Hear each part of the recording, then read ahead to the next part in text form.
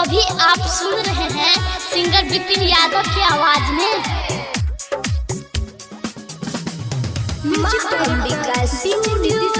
मंगुरा नवादा। हाँ हाँ छठी मैया दादी ने हरारू एगो सुनार।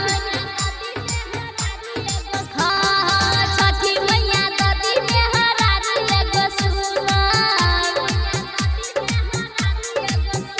मैया पोरै छी पैया कहो करू पैया मैया पोरै छी पैया कहो करू पैया।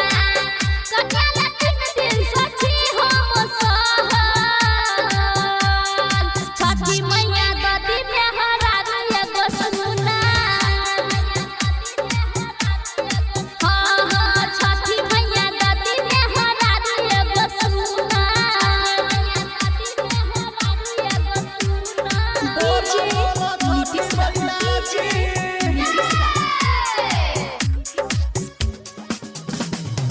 मंगुरा नवादा। मंगुरा नवादा। हर साल मैया हम घाट आइब हो, मेहरारू के साथ दौरा माथे लाइब हो।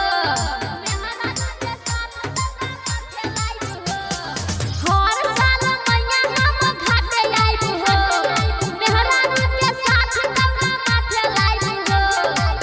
पूरा करू न माई हमरो सपनमा। छठी